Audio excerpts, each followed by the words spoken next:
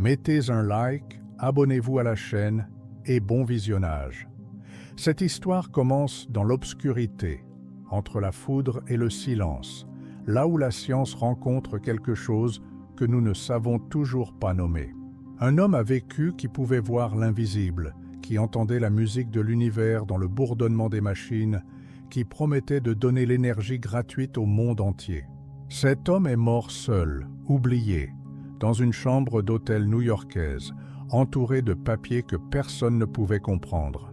Et pourtant, aujourd'hui, son nom résonne comme celui d'un prophète de l'ère électrique, Nikola Tesla. Ce nom évoque désormais des voitures électriques, des théories du complot, des légendes urbaines sur l'énergie libre et les armes secrètes. Mais qui était vraiment cet homme? Un génie incompris? Un mystique égaré dans le monde de la physique? Un visionnaire trop avancé pour son époque?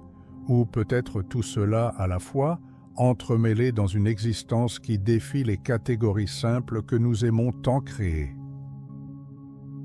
Cette nuit, nous allons suivre le fil de sa vie depuis l'orage qui a marqué sa naissance jusqu'au silence qui a suivi sa mort. Nous allons traverser les laboratoires illuminés par des éclairs artificiels, les salons dorés des financiers de Manhattan, les déserts du Colorado où il tentait de dompter la foudre elle-même. Nous allons découvrir un homme qui parlait 8 langues, récitait des œuvres entières de Goethe par cœur, mais qui ne pouvait toucher les cheveux d'une autre personne sans ressentir une répulsion physique. Un homme qui a changé le monde et que le monde a presque oublié. Pourquoi l'histoire de Tesla nous fascine-t-elle encore? Pourquoi son visage, avec ses yeux profonds et sa moustache élégante, apparaît-il sur des t-shirts portés par des adolescents qui ne savent peut-être rien de ses inventions réelles? Pourquoi ce scientifique serbe, mort il y a plus de 80 ans, hante-t-il encore notre imagination collective comme un fantôme électrique? Peut-être parce que Tesla incarnait une contradiction que nous ressentons tous, le désir de percer les mystères de l'univers tout en restant profondément humain, fragile, hanté par des démons invisibles. Il était à la fois le scientifique le plus rationnel et le rêveur le plus délirant de son temps. Il construisait des machines d'une précision mathématique parfaite tout en affirmant recevoir des messages de Mars. Il éclairait le monde tout en vivant dans l'ombre. Commençons par le commencement, mais pas seulement sa naissance. Commençons par comprendre le monde dans lequel il est né, ce monde de la fin du XIXe siècle où les frontières entre science et magie n'étaient pas encore fermement établies, où les séances de spiritisme attiraient autant de foules que les démonstrations scientifiques, où l'électricité elle-même semblait être une forme de magie noire ou de grâce divine selon qui la regardait. L'Europe de l'Est, dans les années 1850, était un patchwork d'empires vieillissants, de nationalités enchevêtrées, de langues qui se mélangeaient dans les marchés et les églises. L'empire austro-hongrois s'étendait comme une couverture usée sur des peuples qui rêvaient d'indépendance. Les Slaves du Sud, les Croates, les Serbes, les Slovènes vivaient sous la double monarchie de Vienne et Budapest, mais leur cœur battait au rythme de leurs propres traditions, de leurs propres églises, de leurs propres légendes. Dans cette région des Balkans, la religion n'était pas qu'une affaire de foi, c'était une identité, une appartenance, presque une nationalité en soi. Les chrétiens orthodoxes se distinguaient des catholiques, qui se distinguaient des musulmans, et ces distinctions pouvaient signifier la vie ou la mort, la prospérité ou la misère. Les familles se transmettaient non seulement des noms et des terres, mais aussi des récits de saints et de démons, de miracles et de malédictions. C'était un monde où la modernité commençait à peine à frapper aux portes. Les chemins de fer traçaient leurs lignes à travers les montagnes, mais la plupart des gens voyageaient encore à cheval ou à pied. Les télégraphes commençaient à relier les villes, mais les nouvelles mettaient encore des jours, parfois des semaines, à voyager. L'électricité existait dans les laboratoires des grandes capitales européennes, mais elle restait un phénomène étrange, presque surnaturel, que peu de gens comprenaient vraiment. Dans les villages, on allumait encore des bougies quand le soleil se couchait. On racontait des histoires au coin du feu pendant les longues soirées d'hiver. Les guérisseurs utilisaient des herbes et des prières. Les femmes accouchaient à la maison, souvent avec une sage-femme, mais parfois simplement avec l'aide de la famille. La mort était proche, visible, familière. Les enfants mouraient de maladies que nous pouvons maintenant guérir avec des antibiotiques. Les épidémies balayaient les régions comme des vents invisibles. Et pourtant, dans ce monde qui nous semble si lointain, il y avait aussi une richesse de l'imaginaire que nous avons peut-être perdue. Les gens croyaient encore que l'univers était peuplé de forces invisibles, que certaines personnes pouvaient voir au-delà du voile du visible, que les rêves portaient des messages, que les signes dans la nature annonçaient l'avenir. Cette vision du monde, que nous appellerions aujourd'hui superstitieuse, coexistait parfaitement avec une curiosité intellectuelle profonde. Dans les églises orthodoxes, l'iconostase séparait le monde visible du sanctuaire invisible.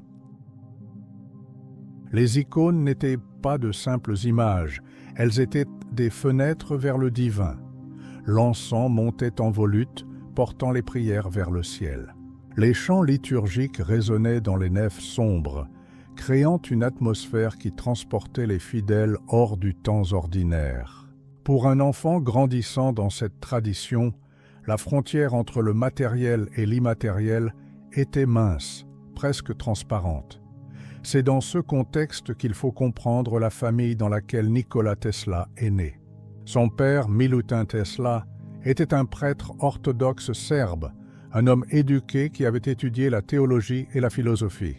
Dans l'Église orthodoxe, les prêtres de paroisse peuvent se marier, et Milutin avait épousé Đuka Mandić, une femme remarquable issue d'une famille de prêtres elle aussi.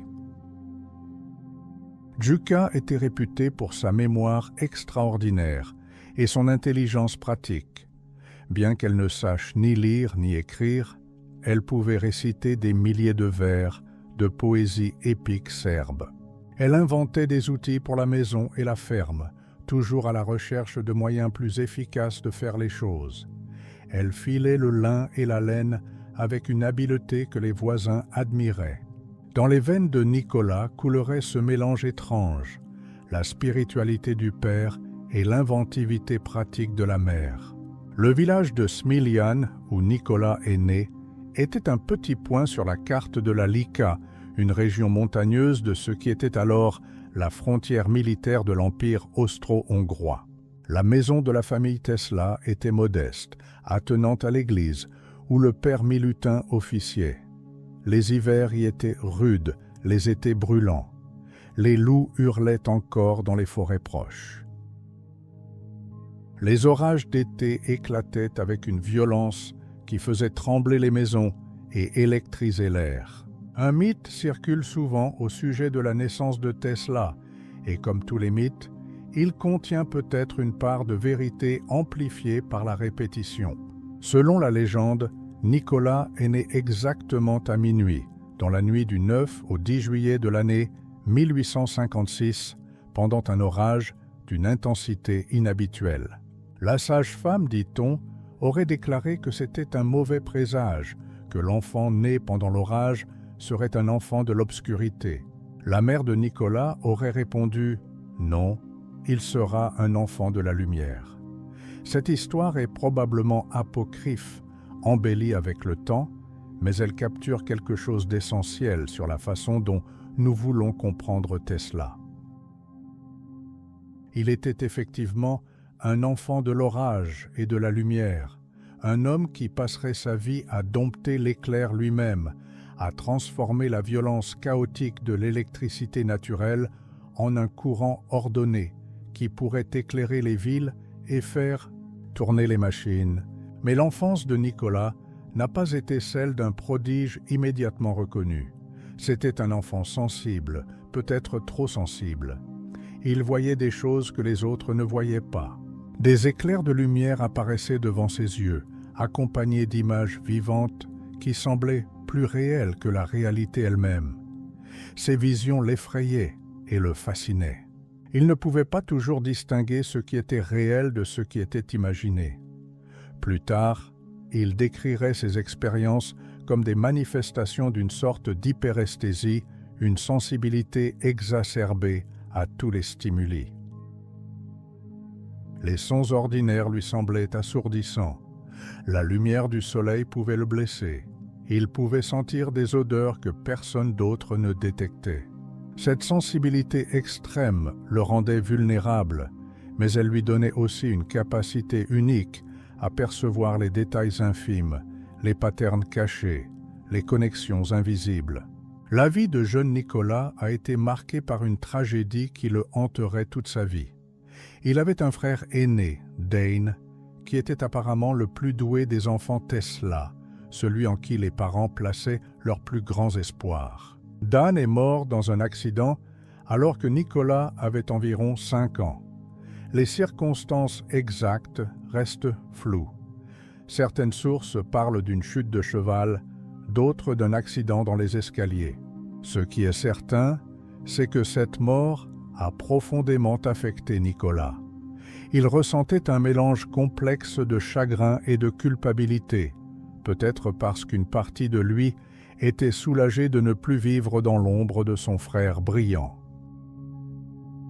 Ses parents, engloutis par leur propre douleur, semblaient parfois comparer Nicolas défavorablement au fantôme de Dane.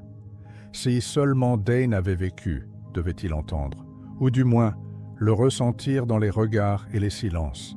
Cette perte a laissé Nicolas avec un sentiment qu'il devait accomplir quelque chose d'extraordinaire, non seulement pour lui-même, mais aussi pour racheter l'absence de son frère. Il devait prouver qu'il valait la peine d'avoir survécu. Cette pression intérieure le pousserait à des sommets d'accomplissement, mais aussi à des abîmes d'épuisement et de désespoir. L'éducation de Nicolas a commencé à la maison, où son père lui enseignait les langues et la littérature. Milutin voulait que son fils devienne prêtre, perpétuant ainsi la tradition familiale. Mais Nicolas montrait déjà une inclination vers les mathématiques et les phénomènes naturels. Il était fasciné par les mécanismes, par la façon dont les choses fonctionnaient. Il démontait des horloges pour voir leur rouage, construisait de petits moulins à eau, imaginait des machines volantes. À l'âge de 6 ans, Nicolas fut envoyé à l'école primaire à Smiljan, puis à Gospić, une ville voisine un peu plus grande. Là, il excellait dans les mathématiques et les langues, apprenant l'allemand et développant une passion pour la littérature. Il lisait tout ce qui lui tombait sous la main, dévorant des romans d'aventure, des traités scientifiques, de la poésie. Sa mémoire était prodigieuse. Il pouvait mémoriser des livres entiers et les réciter mot pour mot. Mais cette période n'était pas sans difficulté. Nicolas souffrait de ce qu'il appelait lui-même des crises nerveuses. Les lumières flashantes revenaient, accompagnées d'images si vivides qu'elles obscurcissaient le monde réel. Parfois, il ne pouvait distinguer l'imagination de la perception. Il voyait des personnes qui n'étaient pas là, entendait des voix dans le vent. Ces expériences le terrifiaient, mais il apprenait aussi à les utiliser, à visualiser des objets en 3 dimensions avec une clarté parfaite. Un jour, alors qu'il se promenait avec un ami dans un parc de Budapest, Nicolas récitait des passages du Faust de Goethe. Il adorait cette œuvre qui parlait d'un homme vendant son âme pour le savoir et le pouvoir. Alors qu'il récitait les vers où Faust contemple le soleil couchant, Nicolas s'est soudain arrêté, figé. Une vision l'avait frappé comme un éclair. Il voyait, avec une clarté absolue, un moteur électrique fonctionnant au courant alternatif avec un champ magnétique tournant. C'était la solution à un problème qui tourmentait les ingénieurs électriciens du monde entier. Il a pris un bâton et a commencé à dessiner dans la poussière du chemin, expliquant frénétiquement à son ami perplexe ce qu'il voyait. C'était le moment décisif, l'illumination qui changerait tout. Mais entre cette vision et sa réalisation, il y aurait encore des années de lutte, de doute, de pauvreté et de persévérance. Pour comprendre l'importance de ce qu'il venait de voir, il faut comprendre où en était la science de l'électricité à cette époque. L'électricité elle-même était connue depuis l'Antiquité, mais ce n'est qu'au XIXe siècle qu'elle était devenue un objet d'étude scientifique systématique. Alessandro Volta avait inventé la pile électrique au début du siècle. Michael Faraday avait découvert l'induction électromagnétique dans les années 1830.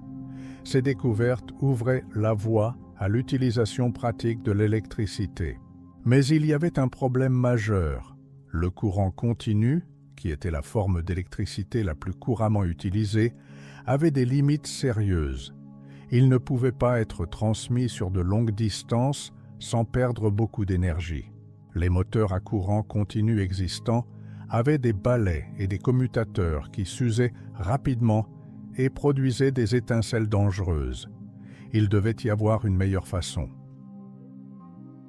Le courant alternatif, où l'électricité change de direction plusieurs fois par seconde, était connu théoriquement, mais personne n'avait réussi à créer un moteur pratique qui pourrait utiliser ce type de courant.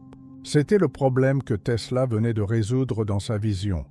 Il avait vu comment créer un champ magnétique tournant en utilisant plusieurs phases de courant alternatif, éliminant ainsi le besoin de balais et de commutateurs. Mais avoir une idée, même brillante, n'est que le début. Il fallait maintenant la transformer en réalité, trouver des gens qui croiraient en lui, obtenir le financement pour construire des prototypes, convaincre le monde qu'il avait découvert quelque chose de révolutionnaire. Pour un jeune homme sans ressources, venant d'une région reculée de l'Europe, sans connexion dans le monde scientifique ou industriel établi, c'était une tâche monumentale. Nikola Tesla a d'abord travaillé comme ingénieur pour une compagnie de téléphone à Budapest, puis pour la Continental Edison Company à Paris. C'était un travail qui lui permettait de gagner sa vie tout en développant ses idées. Il était un excellent ingénieur pratique, capable de diagnostiquer et de résoudre des problèmes complexes. Mais son esprit était ailleurs, toujours occupé par la vision du moteur à courant alternatif. À Paris, dans les années 1880, Tesla a finalement réussi à construire un prototype fonctionnel de son moteur. Il l'a montré à ses supérieurs, espérant obtenir leur soutien. Ils étaient impressionnés, mais l'entreprise Edison était entièrement investie dans le courant continu. Thomas Edison lui-même était farouchement opposé au courant alternatif, qu'il considérait comme dangereux et impraticable. Il n'y aurait pas de soutien pour l'invention de Tesla en Europe. C'est alors que quelqu'un a suggéré à Tesla qu'il devrait aller en Amérique, le pays des opportunités, où un homme avec une bonne idée pouvait faire fortune. On lui a même donné une lettre de recommandation pour Thomas Edison, qui était alors l'inventeur le plus célèbre d'Amérique. La lettre aurait dit quelque chose comme « Je connais deux grands hommes et vous êtes l'un d'eux. L'autre est ce jeune homme. » Ainsi, au printemps de l'année 1884, Nikola Tesla, âgé de 28 ans, s'est embarqué sur un navire à vapeur traversant l'Atlantique. Il portait tous ses biens dans une petite valise. Pendant le voyage, il a été volé, perdant presque tout son argent. Quand il est arrivé à New York, il avait 400 dans sa poche, un livre de poésie, quelques calculs mathématiques et une lettre d'introduction à Thomas Edison. New York, dans les années 1880, était une ville en pleine transformation. L'immigration massive avait gonflé sa population à plus d'1 million d'habitants. Des gratte-ciels commençaient à s'élever, structures de fer et de verre qui défiant la gravité. Les tramways tirés par des chevaux encombrait les rues. La ville était sale, bruyante, excitante, brutale. Pour un homme habitué au village paisible de la Lika, ce devait être un choc sensoriel écrasant. Tesla s'est présenté au laboratoire d'Edison avec sa lettre. Edison, un homme pragmatique et dur au travail, était sceptique au premier abord. Mais il avait besoin d'ingénieurs compétents et Tesla semblait savoir de quoi il parlait.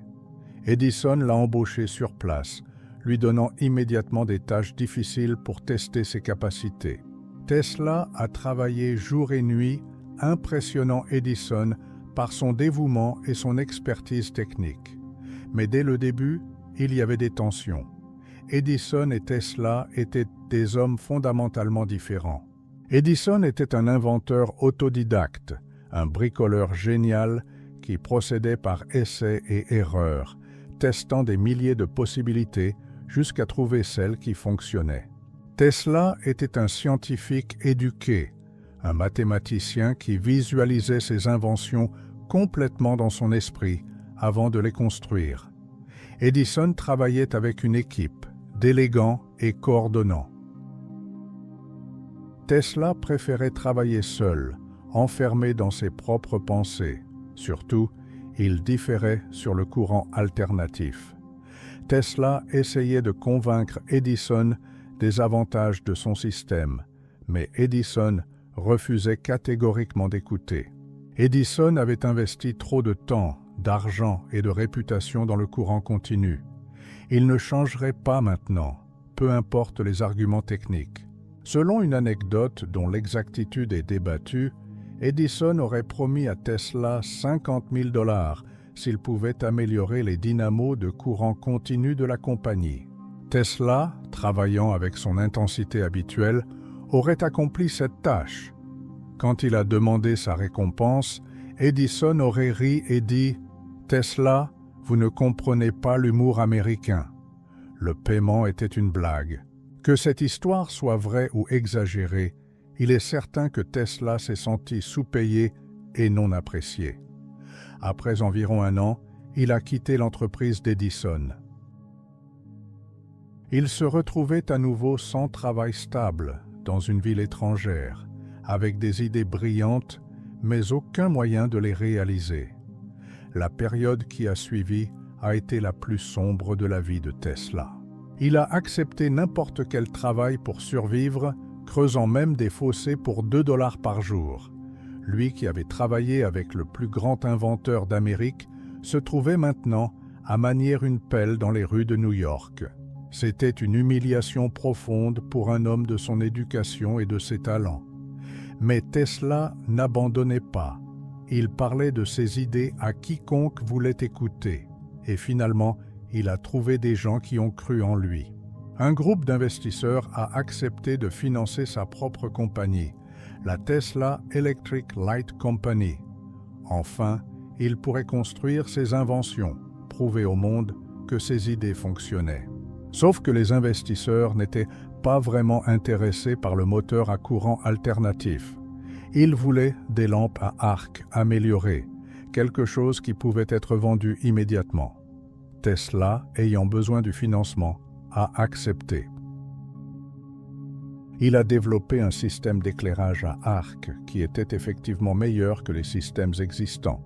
Mais une fois qu'ils ont obtenu les brevets, les investisseurs ont poussé Tesla hors de sa propre compagnie, gardant les brevets et ne lui laissant presque rien. C'était la 2e fois que Tesla se faisait avoir par le monde des affaires. Il apprenait lentement et douloureusement que le génie technique ne suffisait pas, qu'il fallait aussi comprendre les contrats, la politique, les motivations humaines.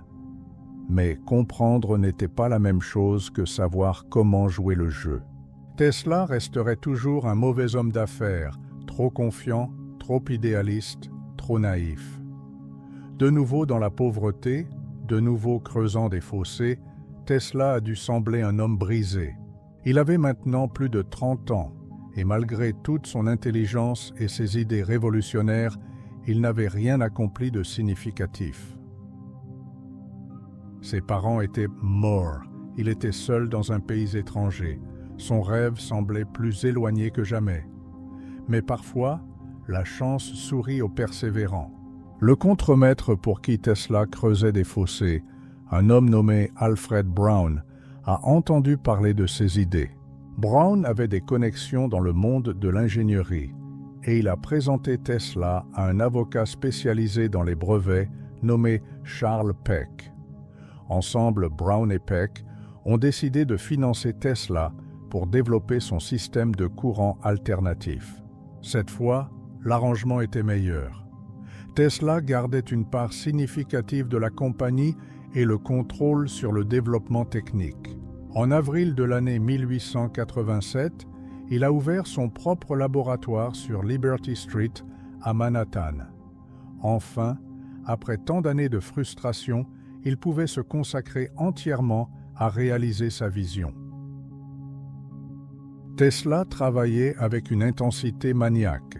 Il dormait peu, mangeait à peine, complètement absorbé par son travail.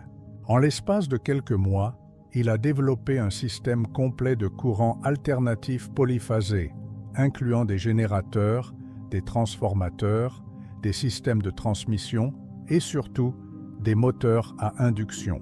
Il a déposé plus de 40 brevets fondamentaux qui couvraient essentiellement tous les aspects de la génération, de la distribution et de l'utilisation du courant alternatif. C'était une réalisation monumentale. Tesla avait créé, pratiquement seul, les fondations techniques de ce qui deviendrait le système électrique moderne.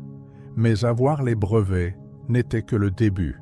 Il fallait maintenant convaincre le monde d'adopter ce système, et cela signifiait faire face au plus puissant opposant imaginable, Thomas Edison.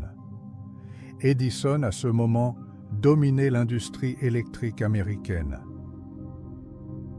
Sa compagnie avait installé des systèmes de courant continu dans les villes à travers l'Amérique. Il avait des connexions politiques, une réputation comme le magicien de Menlo Park et une détermination féroce à protéger ses intérêts commerciaux.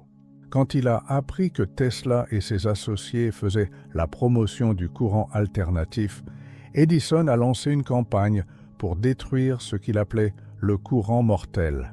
Ainsi a commencé ce que l'histoire appelle la guerre des courants, un des conflits les plus fascinants de l'histoire de la technologie. Ce n'était pas seulement une dispute technique sur quel système était meilleur. C'était une bataille pour des millions de dollars, pour l'orgueil, pour la vision de comment le futur serait électrifié. Et c'était une guerre sale, où tous les coups étaient permis. Edison, qui avait toujours cultivé une image de bienfaiteur de l'humanité, a commencé une campagne de peur publique contre le courant alternatif. Il a organisé des démonstrations où des animaux étaient électrocutés avec du courant alternatif pour montrer combien il était dangereux. Des chiens et des chats errants, achetés aux enfants du quartier pour 25 cents chacun, étaient tués devant des journalistes et des officiels de la ville.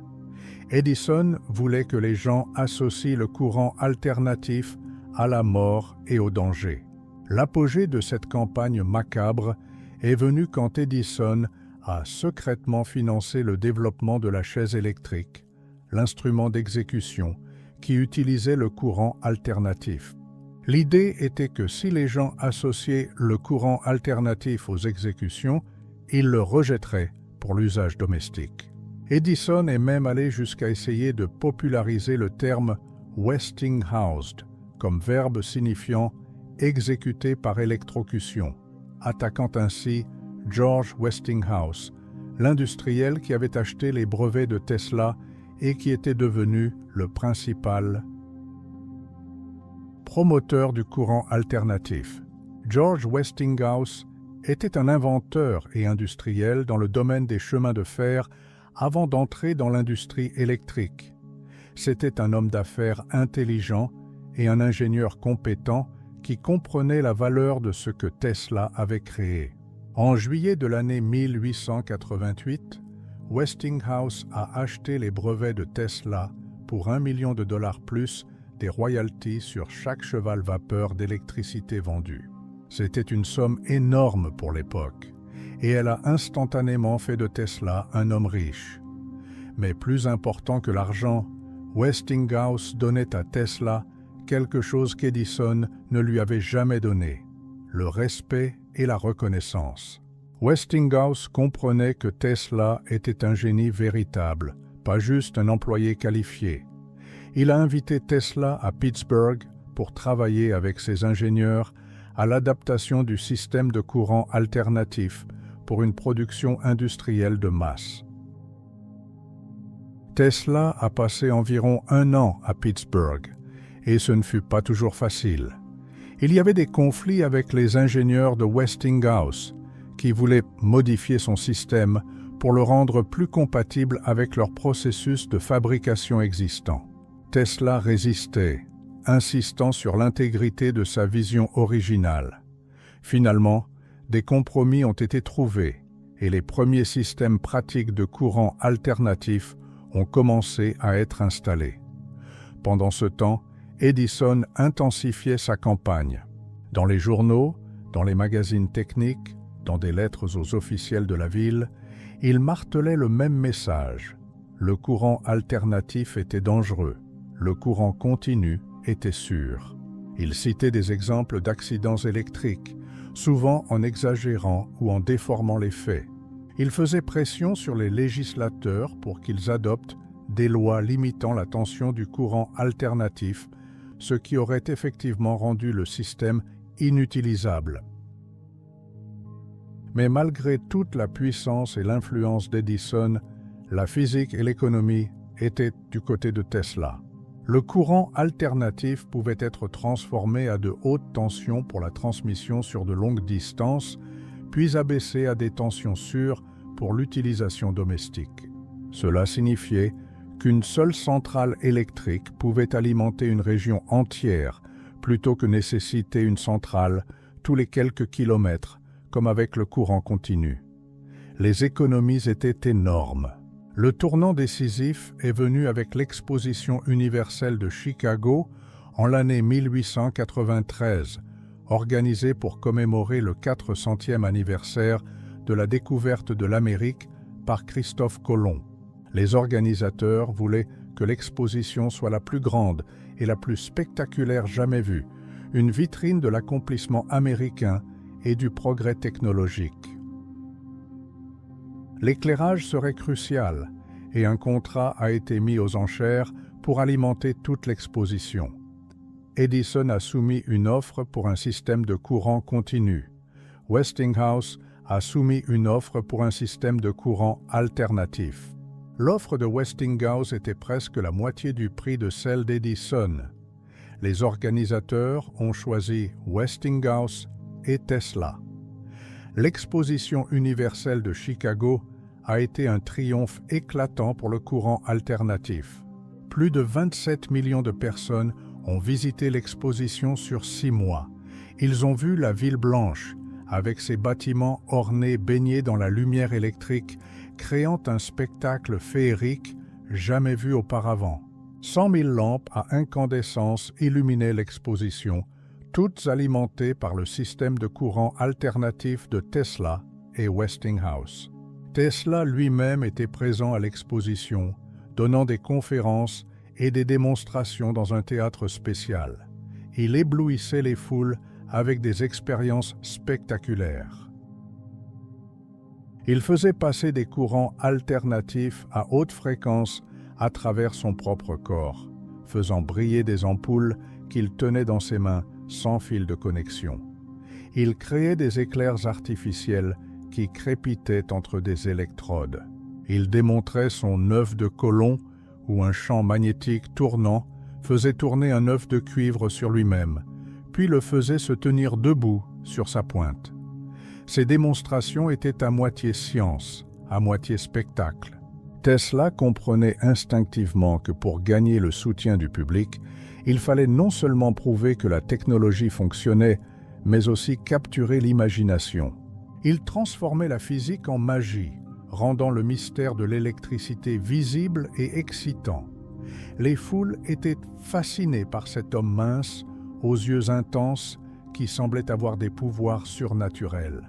Mais l'impact le plus important de l'exposition n'était pas dans les démonstrations théâtrales.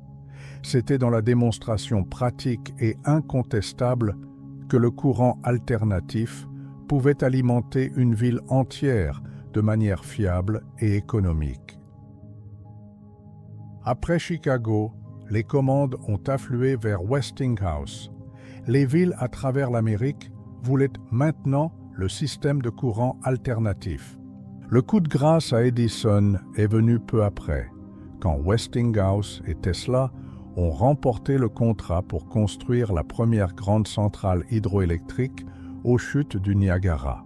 Ce projet, qui avait été discuté pendant des années, visait à exploiter la puissance immense des chutes pour générer de l'électricité qui pourrait alimenter toute la région, y compris la ville de Buffalo, à 25 miles de distance. Seul le courant alternatif pouvait transmettre l'électricité sur une telle distance. Edison le savait, et il avait dû aussi soumettre une proposition basée sur le courant alternatif, abandonnant ainsi tacitement sa position que seul le courant continu était acceptable. Mais Westinghouse a gagné le contrat de toute façon, et en novembre de l'année 1896, la première électricité du Niagara a commencé à couler vers Buffalo. C'était la victoire finale. La guerre des courants était terminée. Le courant alternatif avait gagné. Le système de Tesla deviendrait la base du réseau électrique mondial. Aujourd'hui, pratiquement toute l'électricité générée et distribuée dans le monde utilise les principes fondamentaux que Tesla a inventés dans sa vision à Budapest des années plus tôt.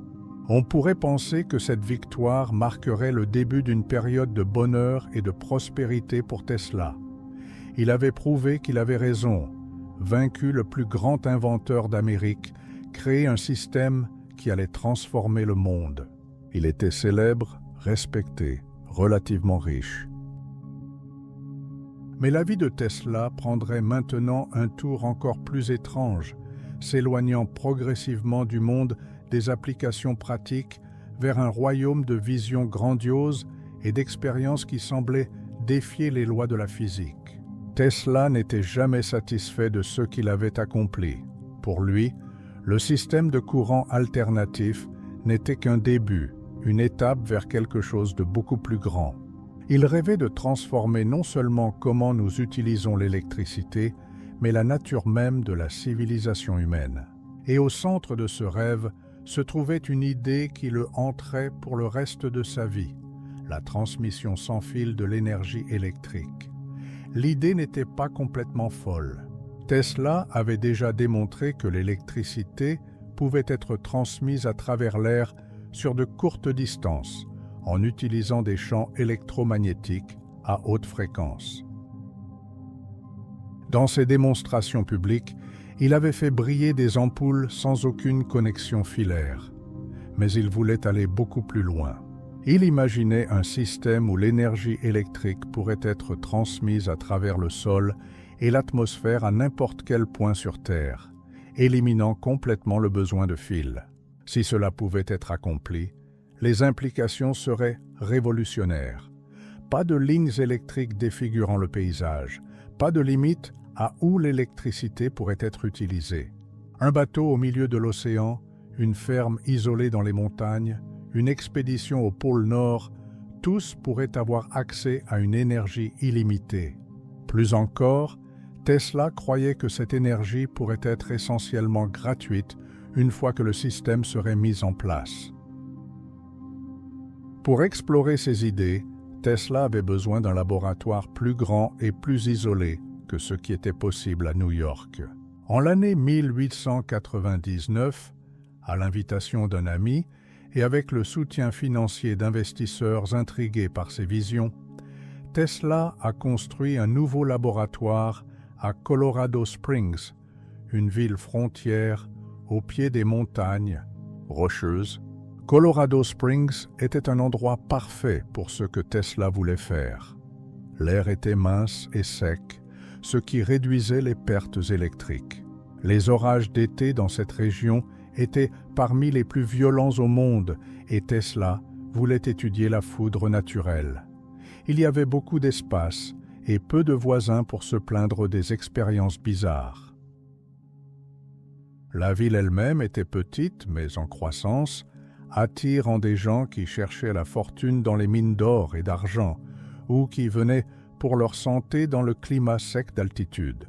Le laboratoire que Tesla a construit à Colorado Springs était étrange, même selon ses propres standards excentriques.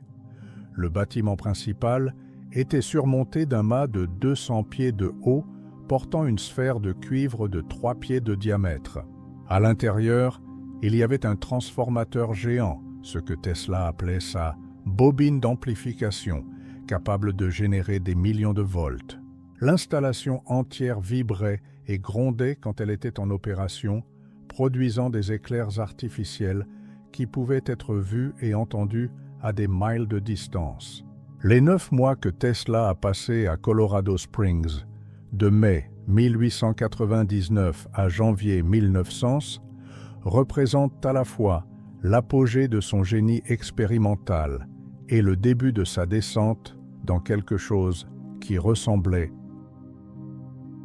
parfois à la folie. Les expériences qu'il a menées là-bas étaient audacieuses au point d'être dangereuses, repoussant les limites de ce qui était techniquement possible. Tesla travaillait principalement la nuit, quand l'air était plus calme, et l'interférence électrique des lignes électriques de la ville était minimale.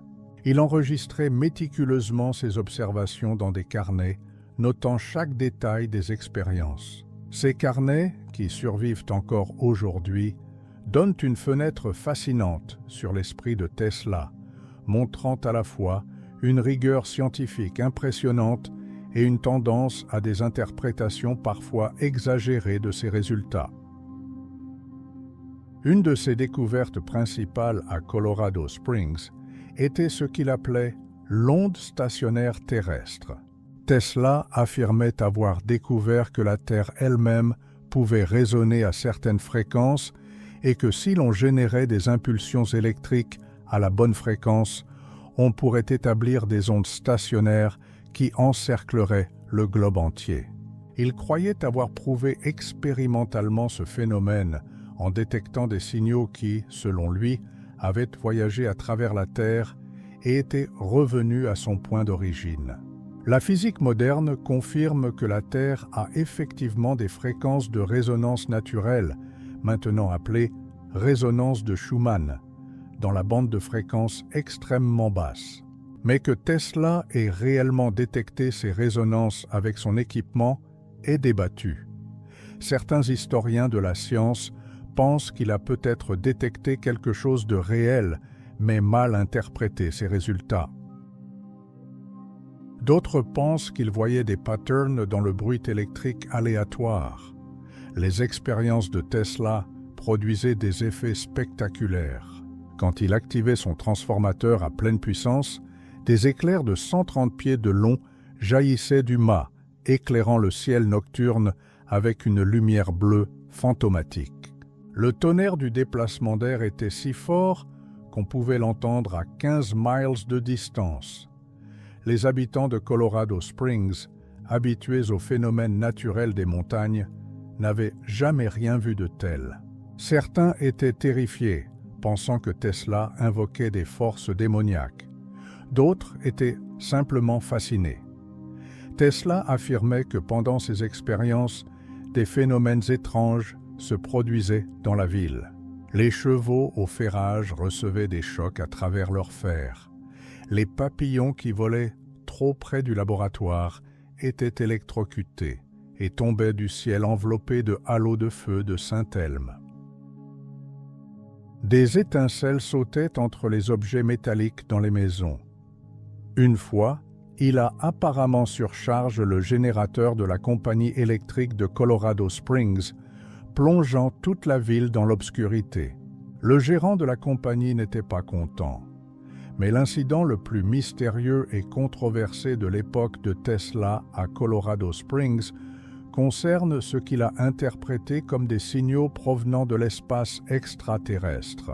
Une nuit, en surveillant les perturbations électriques atmosphériques, Tesla a détecté des signaux rythmiques réguliers qui ne ressemblaient à rien de ce qu'il avait vu auparavant. Ce n'étaient pas les éclats aléatoires de la foudre, ni l'interférence des lignes électriques. C'étaient des pulsations régulières, 1, 2, 3, encore et encore.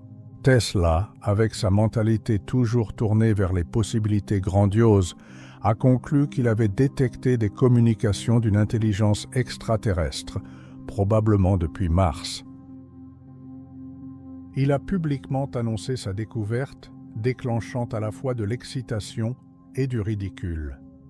Certains scientifiques s'étaient intrigués, d'autres disaient que Tesla avait finalement perdu l'esprit. Nous savons maintenant que ce que Tesla a probablement détecté étaient soit des phénomènes naturels comme les émissions radio des pulsars ou de Jupiter, soit peut-être les premières expériences de Guglielmo Marconi avec la radio à longue distance. Mais à l'époque, l'interprétation de Tesla n'était pas complètement absurde. De nombreux scientifiques respectés croyaient qu'il pourrait y avoir de la vie intelligente sur Mars, et l'idée d'essayer de communiquer avec eux était sérieusement discutée. Cependant, cet incident a marqué un changement dans la façon dont Tesla était perçu publiquement. Il commençait à être vu non seulement comme un inventeur brillant, mais aussi comme un excentrique, quelqu'un dont les idées dérivaient parfois au-delà des limites de la science respectable. Cette réputation compliquerait ses efforts futurs pour obtenir du financement pour ses projets les plus ambitieux. Après 9 mois à Colorado Springs, Tesla est retourné à New York, emportant avec lui des carnets remplis de données et une conviction inébranlable qu'il était sur le point d'offrir à l'humanité le plus grand cadeau imaginable, l'énergie gratuite et sans fil disponible partout sur Terre. Tout ce dont il avait besoin était l'argent pour construire une station de transmission suffisamment grande et puissante. Et il savait exactement à qui demander. J.P. Morgan, le financier le plus puissant d'Amérique. John Pierpont Morgan était un titan de la finance, un homme qui contrôlait des chemins de fer, des aciéries, des banques. Il avait le pouvoir de faire ou défaire des industries entières. C'était aussi un homme qui s'intéressait aux nouvelles technologies et qui comprenait leur potentiel pour générer d'immenses profits. Guglielmo Marconi venait juste de réussir la première transmission radio transatlantique, prouvant que les communications sans fil étaient possibles. Tesla proposerait quelque chose de bien plus grand. Tesla a rencontré Morgan et lui a présenté sa vision, un système de communication sans fil mondial qui pourrait transmettre non seulement des messages, mais aussi des images, du son et même de l'énergie électrique. Il construirait une tour géante à Long Island, près de New York, qui servirait de prototype. Si cela fonctionnait, des tours similaires seraient construites dans le monde entier, créant un réseau de communication et de puissance globale. Morgan était intrigué, pas tellement par la partie énergie sans fil qu'il considérait probablement comme impraticable, mais par les communications. Il pouvait voir le potentiel commercial d'un système qui pourrait concurrencer ou surpasser celui de Marconi. En mars 1901, Morgan a accepté d'investir 150 000 $ dans le projet de Tesla, recevant en échange 51% de tous les brevets que Tesla développerait. Tesla était extatique. Avec le soutien de Morgan, le financier le plus puissant du monde, rien ne semblait impossible. Il a acheté 200 acres de terrain à Wardenclyffe, sur la côte nord de Long Island, environ 60 miles de Manhattan. Il a engagé l'architecte Stanford White, célèbre pour ses bâtiments grandioses, pour concevoir la tour et les bâtiments associés. La tour de Wardenclyffe, quand elle a commencé à s'élever en 1901 et 1902, était une structure extraordinaire. Elle se dressait à 187 pieds de haut, couronnée par une coupole de 55 tonnes faite de barres d'acier. Sous la tour, Tesla avait fait creuser un puits de 120 pieds de profondeur, rayonnant avec des tunnels, le tout tapissé de fer. L'idée était que cette structure souterraine, combinée avec la tour au-dessus, créerait un résonateur géant qui pourrait envoyer des impulsions électriques à travers la Terre elle-même. Mais presque immédiatement, des problèmes ont commencé à apparaître. 150 000 $, aussi impressionnant que cela puisse paraître, n'étaient pas suffisants pour ce que Tesla essayait de construire. Les coûts s'accumulaient rapidement. Tesla est retourné à Morgan, demandant plus d'argent. Morgan a refusé. La relation entre les deux hommes s'est détériorée. Morgan avait ses propres raisons pour son manque de soutien continu. La situation financière avait changé. En 1901, Marconi avait déjà démontré la communication radio transatlantique, diminuant la nouveauté de ce que Tesla proposait. Plus encore, Morgan commençait à comprendre que Tesla ne parlait pas seulement de communication. Tesla voulait vraiment transmettre de l'énergie sans fil, et cela terrifiait Morgan. Si Tesla réussissait à fournir de l'énergie électrique gratuitement à n'importe qui dans le monde, comment pourrait-on la mesurer? Comment pourrait-on la vendre? Comment pourrait-on faire des profits? Morgan avait d'énormes investissements dans l'industrie électrique.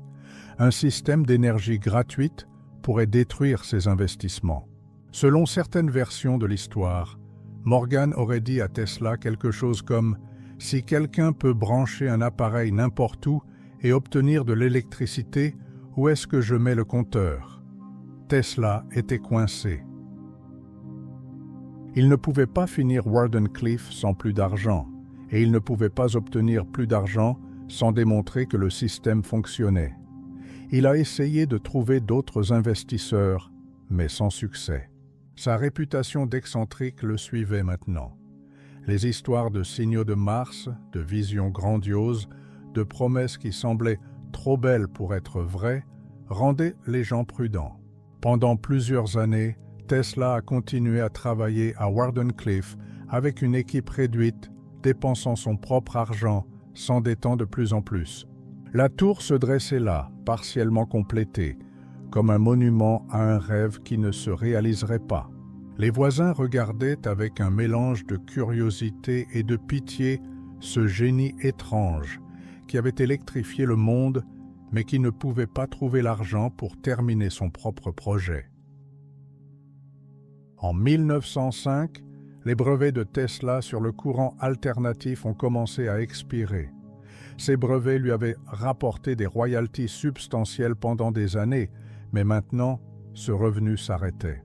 Il y a une histoire, probablement apocryphe mais révélatrice, que Westinghouse est venu voir Tesla et lui a dit que les royalties allaient conduire la compagnie à la faillite et a demandé à Tesla de renoncer à ses droits futurs. Tesla, toujours l'idéaliste, aurait accepté, déchirant le contrat qui lui aurait assuré une fortune continue. Que cette histoire soit vraie ou non, il est certain que Tesla n'a pas profité de ses inventions autant qu'il aurait pu. D'autres hommes sont devenus extrêmement riches en utilisant ces idées. Tesla lui-même glissait vers la pauvreté. À mesure que son argent s'épuisait, il devait congédier des employés. Le travail à Wardenclyffe ralentissait, puis s'arrêtait complètement. En 1906, le bâtiment principal de Wardenclyffe était fermé. Tesla retournait à New York, continuant à travailler sur divers projets, déposant des brevets, donnant des conférences occasionnelles, mais n'ayant plus jamais les ressources pour poursuivre ses visions les plus grandioses. La tour restait debout, une coquille vide se détériorant lentement jusqu'à ce qu'elle soit finalement démolie en 1917 pour payer une partie de ses dettes. Les décennies finales de la vie de Tesla, de 1910 jusqu'à sa mort en 1943, sont à la fois tristes et étrangement fascinantes. C'était un homme qui avait changé le monde, mais qui vivait maintenant dans une obscurité relative, son génie reconnu par quelques-uns, mais largement oublié par le public. Il déménageait d'hôtel en hôtel à New York, souvent incapable de payer ses factures, subsistant grâce à la gentillesse occasionnelle d'admirateurs et de petites pensions de quelques compagnies qui l'avaient aidé dans le passé. Tesla était devenu une figure étrange dans les rues de New York. Grand et mince, toujours vêtu avec soin dans des costumes démodés, il marchait seul, perdu dans ses pensées. Il avait développé des compulsions obsessionnelles qui gouvernaient sa vie quotidienne.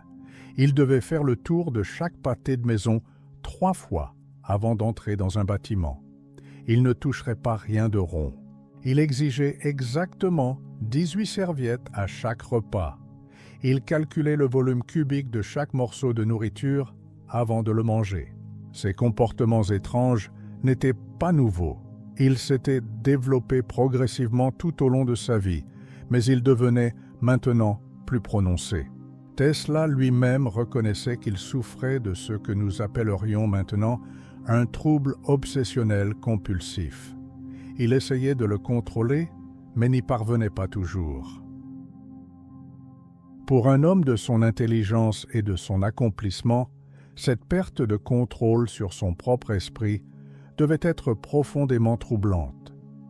Tesla n'a jamais marié ni eu de relation romantique connue.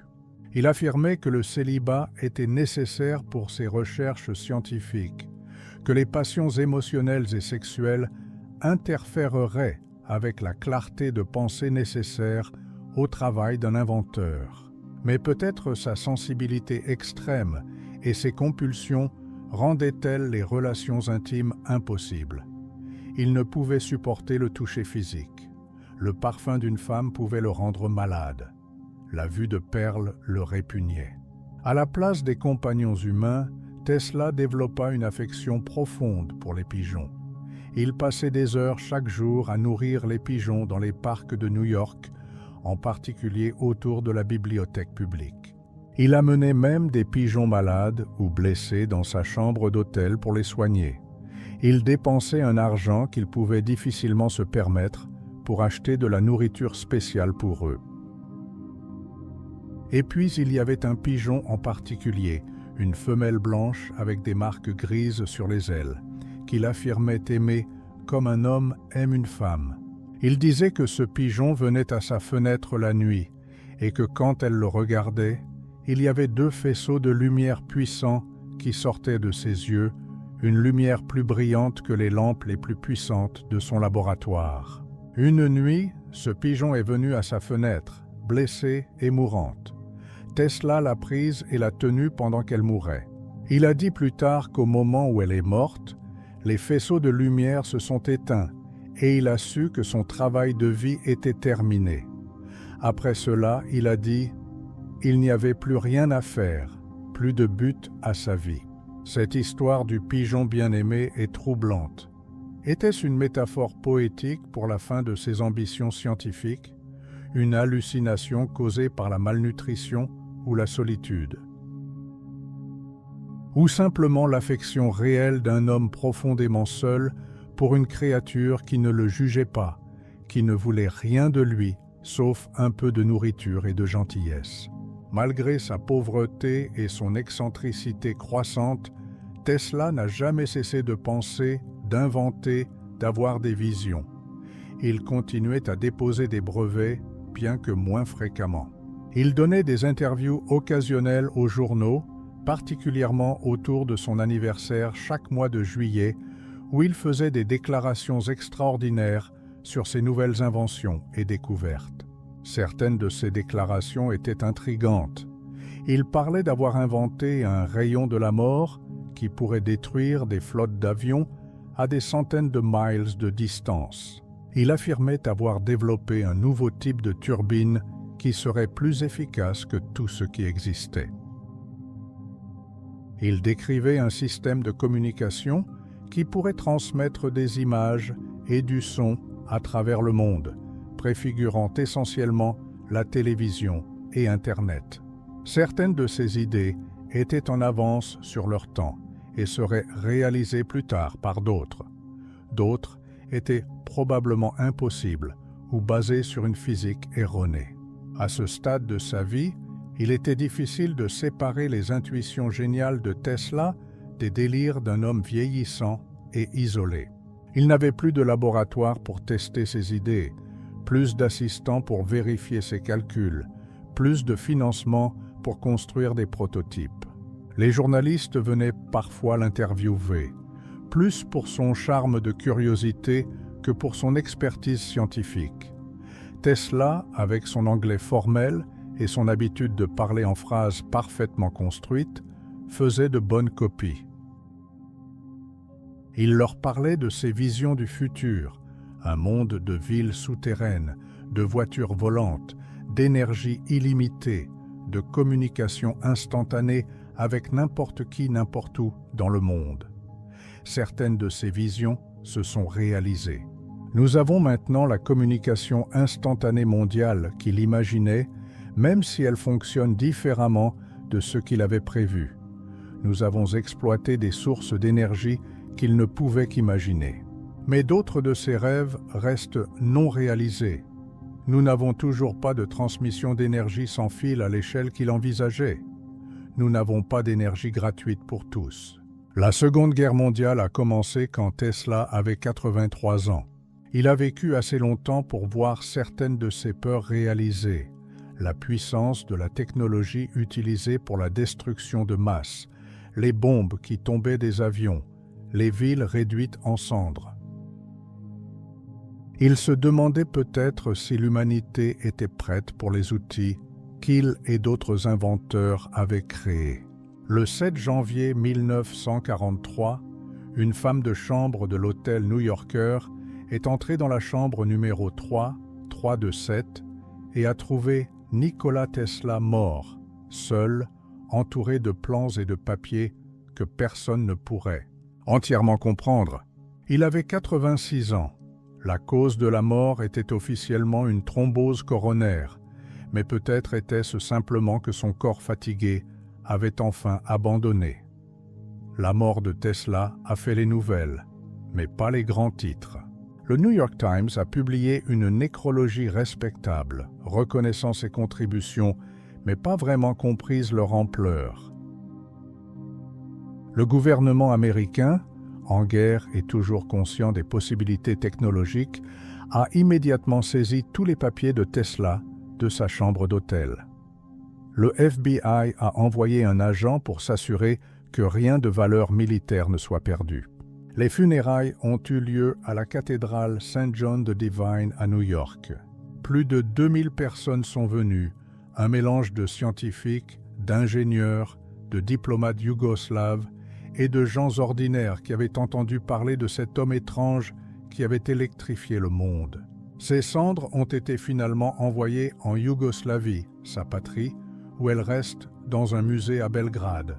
Et puis, pendant des décennies, Tesla a été largement oublié. Les livres d'histoire mentionnaient brièvement son système de courant alternatif, généralement comme une note de bas de page à la guerre des courants avec Edison.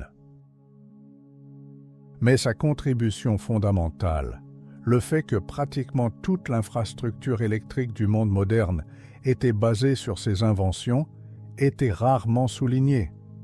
D'autres recevaient du crédit pour des idées qu'il avait eues en premier. Ce n'est que dans les années 1960 et 70 que Tesla a commencé à être redécouvert. Une biographie de John O'Neill, un journaliste qui avait connu Tesla, a ravivé l'intérêt. La contre-culture, avec son scepticisme envers les grandes corporations et son intérêt pour les mystères et les théories alternatives, a embrassé Tesla comme un héros, un génie qui avait été supprimé par les intérêts commerciaux. Cette renaissance de Tesla a créé à la fois une appréciation plus juste de ses accomplissements réels et aussi une prolifération de mythes et de légendes. Tesla est devenu une figure culte, entourée d'affirmations extraordinaires, certaines basées sur ses propres déclarations, d'autres complètement inventées. Il aurait inventé des armes secrètes, découvert l'énergie libre, communiqué avec des extraterrestres, tout maîtrisé. La vérité, comme toujours, est plus complexe et plus intéressante que le mythe. Tesla était indéniablement un génie, un homme dont les contributions techniques au monde moderne sont immenses. Sans son système de courant alternatif, notre monde ne pourrait pas exister sous sa forme actuelle. Chaque lumière que vous allumez, chaque appareil que vous branchez, fonctionne grâce au principe qu'il a découvert. Mais Tesla était aussi profondément humain, avec toutes les failles et contradictions que cela implique. Il était brillant, mais mauvais en affaires. Il était visionnaire, mais parfois déconnecté de la réalité pratique. Il pouvait voir des possibilités que personne d'autre ne voyait, mais parfois, il voyait des possibilités qui n'existaient pas réellement. Il désirait ardemment la reconnaissance, mais se comportait de manière qui aliénait les gens. Il voulait aider l'humanité, mais vivait isolé du contact humain. La question de savoir si Tesla était mystique ou simplement un scientifique avec une imagination débordante n'a pas de réponse simple. Il croyait certainement en quelque chose au-delà du matériel pur. Il parlait de vibrations universelles, de résonance cosmique, d'une connexion entre l'esprit et l'énergie qui dépassait la compréhension scientifique de son temps. Mais en même temps, il ancrait toujours ses idées dans les mathématiques et la physique. Il ne croyait pas en un surnaturel au sens traditionnel. Il croyait que tout dans l'univers pouvait finalement être compris et expliqué par la science. Peut-être que le véritable mystère de Tesla n'est pas dans ses inventions ou même dans ses visions plus étranges. Le mystère est dans la combinaison, dans le fait qu'un seul homme pouvait incarner à la fois une rationalité scientifique rigoureuse et une imagination qui frôlait le fantastique. Dans notre monde moderne, nous aimons séparer ces choses, créer des catégories claires entre science et mystique, entre raison et imagination. Tesla refuse de rentrer dans ces catégories. Il vivait à un moment de transition entre l'ancien monde où la magie et la science se mélangeaient encore et le nouveau monde où elles seraient fermement séparées. Il était assez rationnel pour créer le système technique qui alimenterait la modernité, mais assez visionnaire pour rêver de possibilités qui demeurent non réalisées plus d'un siècle après sa mort. Aujourd'hui, quand nous prononçons le nom de Tesla, nous pensons à une compagnie de voitures électriques portant son nom. Elon Musk, l'entrepreneur derrière cette compagnie, s'identifie manifestement à Tesla, un autre inventeur visionnaire incompris par ses contemporains. Mais la voiture Tesla fonctionne avec des batteries et du courant continu dans ses moteurs, ce qui aurait amusé Tesla, qui avait passé tant d'efforts à promouvoir le courant alternatif. Tesla aurait probablement été content que son nom soit devenu synonyme d'innovation et de pensée audacieuse, même si les détails techniques ne correspondent pas exactement à son travail. Il voulait être rappelé, voulait que ses contributions soient reconnues. Dans cette mesure au moins, son souhait a été exaucé, même si cela a pris des décennies après sa mort. Mais que devrions-nous vraiment retenir de Tesla? Pas les mythes, pas les théories du complot sur l'énergie libre supprimée ou les inventions secrètes. Ce qui est véritablement remarquable chez Tesla, c'est qu'il a démontré à quel point un seul individu déterminé peut changer le monde. À une époque où la science et la technologie sont dominées par de grandes équipes, des laboratoires d'entreprise, des budgets de millions, il est facile d'oublier que certaines des percées les plus importantes de l'histoire sont venues d'individus travaillant seuls, guidés par leur vision. Tesla nous rappelle aussi le coût de cette sorte de génie. Il a donné au monde une lumière illimitée, mais a vécu ces dernières années dans l'obscurité de la pauvreté et de l'oubli.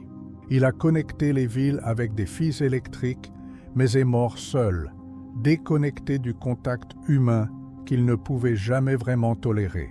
Il a vu plus loin que ses contemporains, mais a payé le prix de cette vision en étant incompris et souvent ridiculisé. Il y a une mélancolie profonde dans l'histoire de Tesla, un sentiment de possibilités non réalisées, de rêves qui étaient peut-être trop grands pour le monde dans lequel il vivait. Wardenclyffe se dresse dans notre imagination comme les autres grands monuments inachevés de l'histoire, les cathédrales jamais terminées, les symphonies qui s'arrêtent au milieu d'une phrase. C'est un rappel que même les plus grands génies sont limités par le temps, l'argent et la compréhension de leurs contemporains. Et pourtant, il y a aussi quelque chose d'inspirant dans la pure audace de l'ambition de Tesla. Il n'acceptait pas les limites. Il ne disait jamais qu'une chose était impossible simplement parce qu'elle n'avait jamais été faite auparavant. Quand les gens lui disaient qu'il ne pouvait pas transmettre de l'énergie sans fils, il a construit une tour géante pour essayer. Quand il disait que le courant alternatif ne fonctionnerait jamais, il a créé un système entier qui a prouvé qu'ils avaient tort. Cette sorte de confiance inébranlable dans ses propres visions peut sembler de l'arrogance, et parfois elle l'était. Mais c'est aussi ce qui permet les percées révolutionnaires. Si Tesla avait écouté tous ceux qui lui disaient que ses idées étaient impossibles ou impraticables, nous vivrions peut-être encore dans un monde éclairé par des lampes à gaz, limité par les contraintes du courant continu. Le paradoxe de Tesla est qu'il était à la fois en avance et en retard sur son temps. Il était en avance dans sa compréhension de l'électromagnétisme et son application à des problèmes pratiques. Mais il était en retard dans son incapacité à comprendre le monde des affaires modernes, les relations publiques, la nécessité de travailler dans le système plutôt que contre lui. Il vivait selon les valeurs d'une époque antérieure, où un gentleman scientifique pouvait poursuivre la connaissance pour son propre bien, mais il travaillait dans une ère de capitalisme industriel, où tout devait être justifié par son retour sur investissement. Peut-être que la plus grande contribution de Tesla n'est pas une invention spécifique, mais l'idée qu'il incarnait, que la technologie devrait servir toute l'humanité, que le savoir devrait être partagé, que le but de la science est d'améliorer la condition humaine, pas simplement de générer des profits pour quelques-uns. C'était une vision idéaliste, peut-être naïve, et elle a certainement contribué à sa pauvreté personnelle. Mais c'est une vision dont nous avons encore besoin. Dans notre monde moderne, où la technologie est dominée par des corporations géantes, où les brevets sont gardés jalousement, où l'innovation est mesurée en termes de valeur pour les actionnaires, l'exemple de Tesla pose des questions inconfortables. Et si nous priorisions différemment? Et si le but était vraiment de fournir de l'énergie propre et abordable à tous, plutôt que de maximiser les profits? Et si nous partagions nos découvertes ouvertement, plutôt que de les garder secrètes? Ces questions n'ont pas de réponse simple. Le système de brevets et les incitations financières ont indéniablement stimulé beaucoup d'innovations. Mais l'exemple de Tesla suggère qu'il y a d'autres motivations qui peuvent être encore plus puissantes. La curiosité pure, le désir de comprendre comment fonctionne l'univers, le rêve d'utiliser ce savoir pour aider l'humanité. Alors pourquoi racontons-nous encore l'histoire de Tesla aujourd'hui, plus de 8 décennies après sa mort? Pourquoi ce scientifique serbe, qui est mort pauvre et largement oublié, capture-t-il encore notre imagination? Peut-être parce que son histoire touche quelque chose de profondément humain, le désir de laisser une marque sur le monde, la tension entre l'idéalisme et la réalité pratique, le coût personnel du génie. Ou peut-être parce que Tesla représente une possibilité que nous n'avons pas encore pleinement réalisée. Il a vu un monde où l'énergie serait abondante et accessible à tous, où les gens pourraient communiquer instantanément à travers les continents, où la technologie libérerait l'humanité plutôt que de la servir. Nous avons réalisé certaines de ces visions, mais pas toutes, et pas toujours de la manière qu'il aurait voulu. L'héritage de Tesla est complexe. Il est célébré comme un génie, et il l'était. Il est parfois présenté comme une victime, supprimé par des intérêts commerciaux cupides, et il y a une part de vérité là-dedans aussi. Il est transformé en icône par ceux qui rejettent la science établie, ce qui serait ironique, étant donné que Tesla lui-même était un scientifique rigoureux. Il est approprié par des théoriciens du complot qui l'utilisent pour soutenir toutes sortes d'affirmations bizarres qu'il n'aurait jamais faites.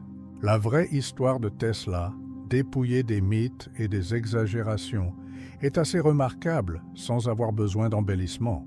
Un garçon d'un village reculé des Balkans, fils d'un prêtre, a voyagé vers le Nouveau Monde avec presque rien et a créé le système technique qui sous-tend la civilisation moderne. C'est une histoire d'ambition, de génie, de persévérance et finalement de tragédie. C'est une histoire très humaine, avec toutes les complexités que cela implique. En fin de compte, peut-être que ce que Tesla nous enseigne n'est pas seulement sur l'électricité ou les inventions, mais sur la nature du génie lui-même.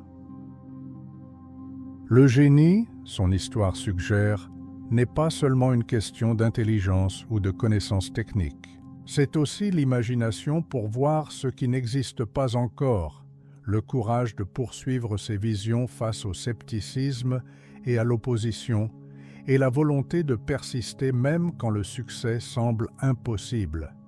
Mais le génie a aussi un coût. Pour Tesla, ce coût était l'isolement, la pauvreté dans ses années finales, la frustration de voir ses plus grandes visions non réalisées. C'était le prix de vivre trop loin en avance, de voir trop clairement un futur que le présent n'était pas prêt à embrasser. C'était la douleur d'être incompris, réduit à un excentrique, quand on sait qu'on a des choses importantes à offrir au monde. Quand nous allumons une lumière, quand nous chargeons nos téléphones, quand nous utilisons n'importe quel appareil électrique, nous profitons du génie de Tesla. L'électricité circule dans nos murs selon les principes qu'il a découverts. Le monde moderne fonctionne sur les fondations qu'il a posées. Et pourtant, combien de gens qui bénéficient de son travail connaissent même son nom?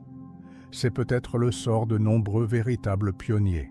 Ceux qui posent les fondations sont souvent oubliés, tandis que ceux qui construisent dessus reçoivent la gloire. Edison est plus célèbre que Tesla dans l'imagination populaire, même si les contributions de Tesla au monde moderne sont sans doute plus fondamentales. Mais lentement, graduellement, l'équilibre se rétablit. Les livres d'histoire sont réécrits, le crédit est redistribué, les noms oubliés sont redécouverts. Tesla aurait-il été content de sa célébrité posthume? Difficile à dire. Il voulait être reconnu de son vivant, voir ses plus grandes visions réalisées, prouver à ceux qui l'avaient douté qu'il avait raison. Cette satisfaction lui a été refusée. Mais peut-être que le fait que nous racontons encore son histoire, que nous nous souvenons encore de son nom, que nous sommes encore inspirés par sa vie, est une forme de rédemption. Il y a une image de Tesla prise vers la fin de sa vie qui capture quelque chose d'essentiel sur lui. Il est assis seul dans son bureau, entouré de livres et de papiers. Il regarde directement la caméra avec ses yeux intenses qui semblent voir à travers et au-delà. Il est vieux, son visage marqué par les années de lutte et de déception. Mais il y a encore quelque chose d'indompté dans ce regard, une étincelle qui suggère que même dans la défaite, même dans l'isolement et la pauvreté, l'esprit de Tesla n'a jamais été brisé. C'est cette étincelle que nous reconnaissons et à laquelle nous répondons quand nous entendons son histoire. C'est l'étincelle du rêveur qui refuse d'abandonner, de l'inventeur qui voit des possibilités que personne d'autre ne peut voir, de l'idéaliste qui croit que la technologie peut rendre le monde meilleur malgré toutes les preuves du contraire. C'est une étincelle que nous devons garder vivante dans nos propres vies et dans notre monde. Le monde de Tesla a disparu. l'empire austro-hongrois de sa naissance s'est effondré. La Yougoslavie de son identité nationale a cessé d'exister. Même la science de son époque, si excitante et nouvelle alors, semble maintenant primitive. Nous avons fendu l'atome, visité la Lune, décodé le génome humain, créé une intelligence artificielle. Les rêves d'hier sont les réalités d'aujourd'hui. Et pourtant, certaines des visions de Tesla restent non réalisées. Nous n'avons toujours pas d'énergie véritablement sans fil à l'échelle qu'il imaginait. Nous n'avons pas résolu les problèmes de distribution équitable de l'énergie à travers le monde. Des milliards de personnes vivent encore sans accès fiable à l'électricité. Le rêve de Tesla d'un monde où l'énergie serait disponible librement à tous reste un rêve. Peut-être que c'est là le véritable héritage de Tesla, non pas seulement ce qu'il a accompli, mais ce qu'il a rêvé. Ses rêves étaient parfois irréalistes, parfois basés sur une physique erronée, parfois simplement trop en avance sur la technologie de son époque. Mais il nous pousse toujours à penser plus grand, à imaginer des possibilités au-delà des limites actuelles, à croire qu'un monde meilleur est possible si seulement nous avons le courage de le poursuivre. Dans les années qui viennent, alors que l'humanité fait face à des défis énormes, des changements climatiques, de l'épuisement des ressources, des inégalités croissantes, nous aurons besoin de cette sorte de pensée visionnaire. Nous aurons besoin de gens qui peuvent imaginer des solutions radicalement nouvelles, qui ne sont pas limitées par la façon dont les choses ont toujours été faites, qui sont prêts à prendre des risques pour un avenir meilleur. Nous n'avons pas besoin que ces gens soient des copies de Tesla, avec toutes ses excentricités et ses failles. Mais nous avons besoin de son esprit d'innovation sans limite, de sa volonté de défier le consensus établi, de son idéalisme fondamental sur ce que la technologie pourrait accomplir pour l'humanité. Nous avons besoin de rêveurs qui sont aussi des faiseurs, de visionnaires qui peuvent aussi construire. L'histoire de Tesla nous rappelle que le progrès n'est pas inévitable, qu'il nécessite des individus disposés à lutter contre les probabilités, à persister face au scepticisme, à risquer l'échec et le ridicule pour leurs convictions. Elle nous rappelle aussi que le succès n'est pas toujours mesuré en termes d'argent ou de renommée de son vivant, mais en termes de l'impact durable qu'on laisse sur le monde. Alors que l'obscurité descend et que cette histoire touche à sa fin, nous sommes laissés avec une question qui n'a pas de réponse simple. Qu'est-ce qui fait qu'une vie a du sens? Tesla est mort pauvre et seul, beaucoup de ses rêves non réalisés. Par les mesures conventionnelles du succès, sa vie était un échec. Et pourtant, chaque jour, des milliards de personnes bénéficient de son génie. Chaque lumière allumée est un monument à sa vision. Chaque moteur électrique qui tourne est une preuve de son génie. Peut-être que la plus grande leçon de l'histoire de Tesla est que nous ne pouvons pas toujours juger la signification d'une vie dans le moment présent. Ce qui semble être un échec peut s'avérer être une réussite vue avec le recul. Ce qui est ridiculisé dans une génération peut être célébré dans la suivante. Les graines que nous plantons peuvent ne fleurir que longtemps après notre mort. Tesla a planté des graines qui ont transformé le monde. Il a électrifié non seulement nos maisons et nos villes, mais aussi notre imagination. Il nous a montré qu'un seul individu, armé d'une idée et d'une détermination inébranlable, peut changer le cours de l'histoire. Il nous a donné un exemple de ce que signifie vivre pour quelque chose de plus grand que soi-même, pour poursuivre une vision même quand personne d'autre ne peut la voir. Et maintenant, alors que vous dérivez vers le sommeil, peut-être que vous rêverez d'éclairs et d'électricité, de tours géantes touchant le ciel, de visions qui transforment le monde. Peut-être que vous vous souviendrez que vous aussi avez en vous la capacité de voir au-delà de ce qui est, vers ce qui pourrait être, de rêver des rêves qui semblent impossibles, de poursuivre ces rêves avec courage et persévérance. L'histoire de Nikola Tesla, avec toute sa gloire et sa tristesse, sa brillance et ses défauts, son triomphe et sa tragédie, nous appartient maintenant. Nous vivons dans le monde qu'il a aidé à créer, mais nous portons aussi la responsabilité de décider ce que nous ferons de cet héritage. Allons-nous poursuivre son rêve d'une technologie au service de toute l'humanité?